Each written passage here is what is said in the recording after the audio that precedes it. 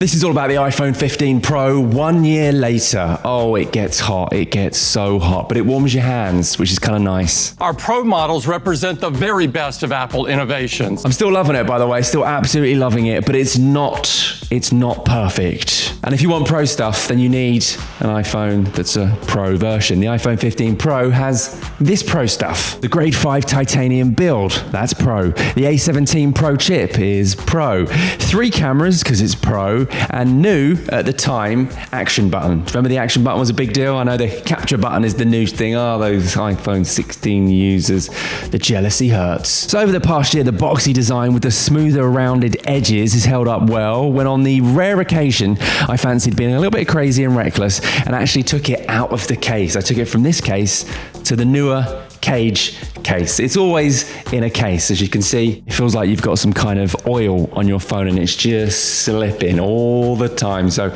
I don't recommend these. They look good and obviously they're Apple, so they're expensive, but I don't recommend. Anyway, it's always in a case. It's always safe. Now the iPhone 15 Pro rocks Grade 5 titanium. Apple used approximately 1mm, just 1mm of titanium, which overlays the aluminium chassis. So it's titanium on the outside, but it's aluminium on the inside. I went with black titanium. Again, fingerprints, not going to be an issue as it's always in a case. Now it's kind of scratch free apart from the camera rings where it fell just perfectly in order to chip it. All the effort I did having 2 cases and transferring it between one case to the other case, and when I finally dropped it, it chipped it. I know that's going to impact it. When I come to trade it in, they're going to be like, well, it's got a chip. And now you get £50 for the whole thing. Oh, I'll take it. I want that iPhone 17. I'll take it. Of course, if you have gone with black and you do scratch it, it's going to show more, as Zach from Jerry Rig Everything showed us when he took one of his many blades to the iPhone 15 Pro. What a job. I'm so envious. What does he do with the other ones, by the way, the ones he scratched up?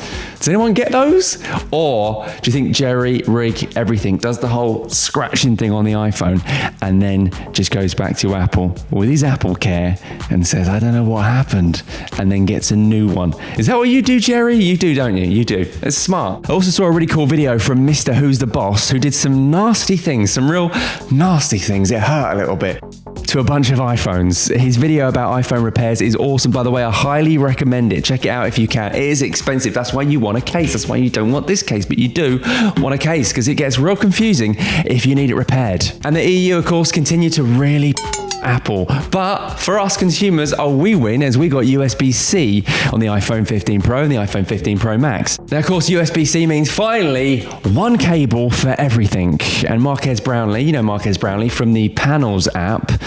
Yeah, that guy. He showed us the uses of USB-C. So now you can plug it into a keyboard, you can connect it to a monitor and mirror your screen up to 4K, 60 frames per second. And of course, if you want to steal someone else's juice, you can reverse charge at 4.5 watts. It supports USB-C 3.0 data transfer speeds, so you can get ProRes footage off the phone way faster, which helps as the files are absolutely huge. You can also shoot directly onto an external drive for those huge files. Now, on the awesome high-quality braided USB-C cable that you get in the box, it's a slow one. It's only 2.0, which means it's got slower transfer speeds. So you'll have to get that separate USB-C 3.0 cable for faster transfer speeds, which will cost you a lot. Thanks, Apple. Hey, can the EU do something about that? That USB-C 3.0 cable is going to cost you £75 in the UK. And if you can afford that cable, you'll get transfer speeds of up to 10 gigs a second. So that's Apple's Thunderbolt 4 Pro cable. Let's talk the chip. The chip is super fast on this, and it's continued to be super fast a year later.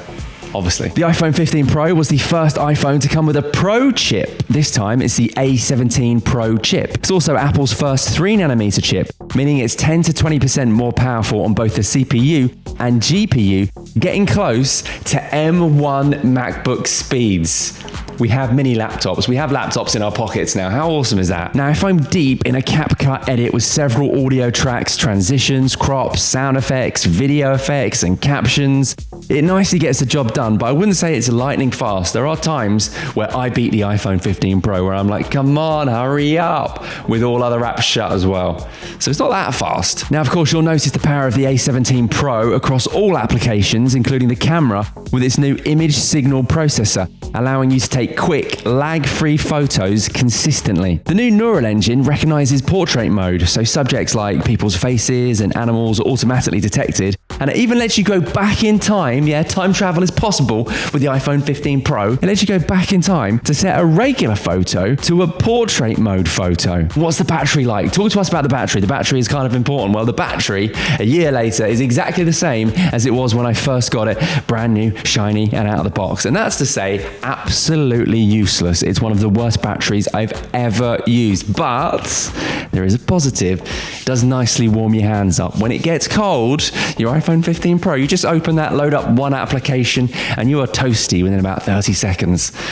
But that's not what Apple intended. I mean, on paper, they've got bigger and better batteries than they did last year, and the new 3nm chip should help with that. But I've always got, a cable to hand when I'm with my iPhone 15 Pro.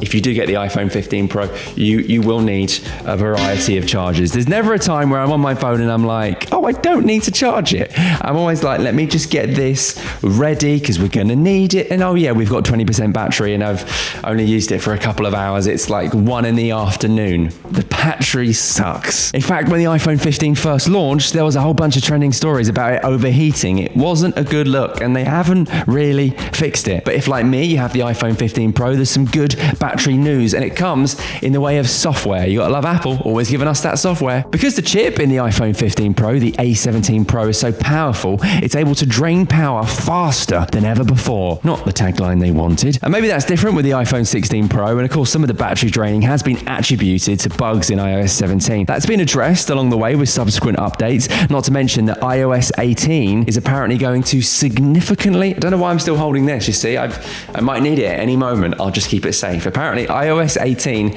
is going to significantly improve the battery life of a whole bunch of iPhones, including my iPhone 15 Pro. Apparently on iOS 18, I'm going to get an extra 23 minutes of battery compared to iOS 17. Like I said, I haven't updated it yet, but I will take it, Apple. I'll take every second of battery, please. Let me know in the comments real quick if you've updated to iOS 18 and if you have seen an increase in battery power or if it's just completely ruined the battery and you're like, yeah, time to upgrade now. I see what you did there, Apple. Let me put this away for a second. Are we okay for juice? Let's talk cameras. When it comes to the Pro version of any iPhone, you're getting the best Apple cameras money can buy, and these cameras, specifically for video, I think are incredible. We've got a new bigger 48 megapixel main camera, an improved ultra wide with a closer up macro capability, and a telephoto camera. The new added software imaging processing means we get 24 megapixel pictures by default at only about 1.5 times the file size. Although when you get past the 2x zoom, it's back to giving you regular 12 megapixel images. Of course, photos shot on the camera look great. The dynamic range is fantastic. With sharpness across the board, Apple are world famous for creating great photos from simply pointing and shooting in auto mode. Now, macro mode is also incredible with the natural fall off on the primary camera without even needing portrait mode. So you get some really nice blurred backgrounds, which is pretty cool. Autofocus, it's Apple autofocus, is spot on, whether it's faces or objects, it just finds it. And with a bigger sensor, night photos on it are incredible too. On that first camera preset, there's a 24mm, a 28mm, and a 35mm, but it's the video cameras that kill it every time. 4K in 24 frames per second is incredible. The detail, the depth, dynamic range, the stabilization, all in that Apple league of their own. And of course, it was a game changer with the introduction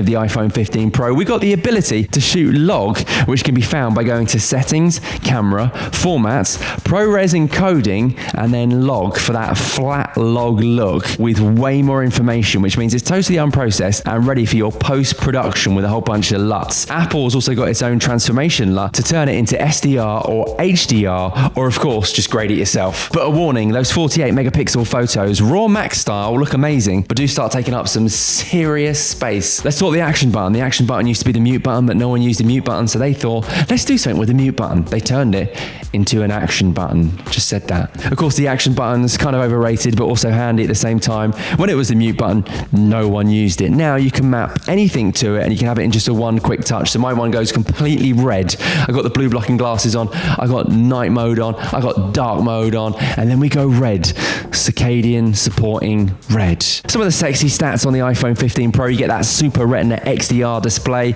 It's a 6.1 inch all-screen OLED display. You get dynamic island, which I feel like that is just pointless and annoying. I want the hole punch. Can you give us the hole punch, Apple? iPhone 17, or maybe 18, or maybe 19. How long will we have to wait? Along with that dynamic island, you get always on display. Always on display, of course, is going to rinse your battery even more. And if you do use the iPhone 15 Pro, then you don't want to be using always on display. You don't have the battery power for it. Dream on. Along with always on display, you got that ProMotion technology with adaptive refresh rates of up to 120 hertz. Some people were kicking off in the comments when I made a video showing you that the adaptive refresh rates barely hit 120, and people said that's fine because it says up to 120. Look, if I'm getting ProMotion, if I'm getting a Pro iPhone, I want 120 hertz always. I don't want it dialing down to just a casual 80 and then maybe down to a 60 to look after the battery. Fix the battery and fix the adaptive refresh rate. Good battery and 120 hertz refresh rate always, please. That's what we want. Check out my video, link in the description, that exposed the truth about refresh rates. Apparently on Pro iPhones, you're just getting 80. That's less than a Samsung A16, forthcoming A16, or even A15 5G, which will give you 90. Come on, Apple, sort it out. You're going to get an HDR display, True Tone, wide color P3, haptic touch, 1000 nits max brightness, which is typical, 1600 nits peak brightness HDR, and 2000 nits peak brightness outdoor, which no one has ever got on the iPhone 15 Pro. And that's a stat. In terms of the bezels are nice and small, but if you do, just glance at the iPhone 16 Pro in the Apple Store and see the bezels on that bad boy. You'll look back at your iPhone 15 and just trade it in now. I don't want to look at it. The bezels are disgusting. Let's talk action mode.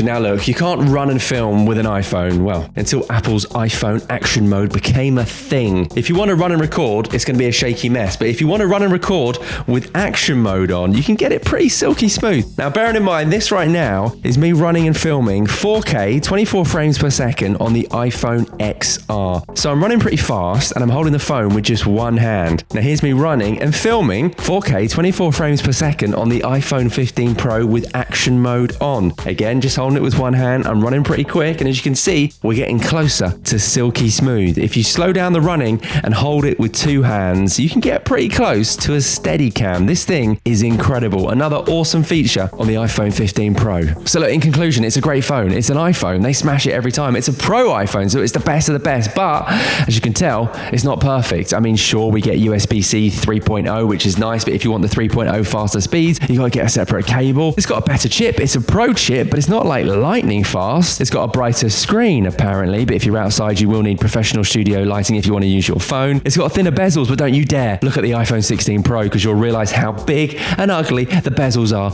on the 15 Pro. It's got a better camera, and of course, it's ready for AI, which is nice. You don't need to upgrade to the 16s, which are out right now. So, what's your thoughts? Do you have the iPhone 15 Pro? The battery, the screen, the bezels? Let me know your thoughts. Also, are you going to be upgrading to the 16 or maybe waiting for the SE? I've got a video on the SE as well. The iPhone SE4 is going to be so good. I might trade in for that. I'm tempted, or maybe I'll wait for the 17. I've heard some nice rumors about the 17. Finally, we're going to get rid of that horrible dynamic island. We can only hope that will come with the 17. Listen, let me know your thoughts in the comments. Like, subscribe, comment. We're so close to Marquez's numbers right now. It's ridiculous. It's just like, it's neck and neck. I might release my own wallpaper app as well. It's that exciting. Get involved.